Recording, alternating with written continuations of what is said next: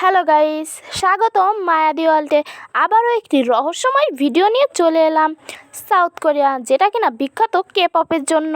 সেই সাউথ কোরিয়ার রাজধানী সিউলে অবস্থিত মেয়েদের এক পুরনো গার্লস স্কুল। সেই স্কুলের একটি রুমে রেড মিরর নামের একটি আয়না ছিল।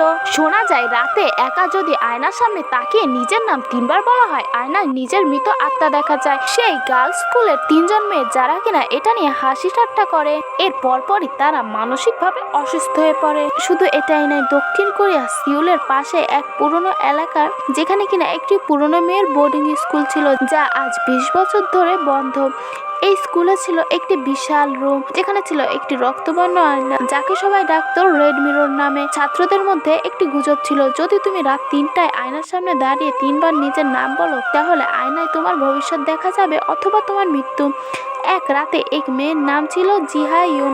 সে সাহস করে চেষ্টা করেছিল আয়নার সামনে দাঁড়িয়ে নিজের নাম বলেছিল 3বার। হঠাৎ আয়নার গাঢ় লাল হয়ে ওঠে তার চোখের সামনে। আয়না সে দেখে নিজের মৃতদেহ, রক্তাক্ত মুখ আর কাটা গাল। পরের দিন সকালে তাকে পাওয়া যায় স্কুলের পিছনের জঙ্গলে, ঠিক যেমনটা আয়নায় দেখা গিয়েছিল। এরপর থেকে স্কুলটি বন্ধ হয়ে যায়, কিন্তু রাতে কেউ ওই এলাকার কাছে গেলে শুনতে পায় জিহাইউন জিহাইউন, কোনো আয়নার ভেতর থেকে কেউ ডেকে চলেছে। এমনটি শোনা যায় স্থানীয় লোকদের কাছ থেকে।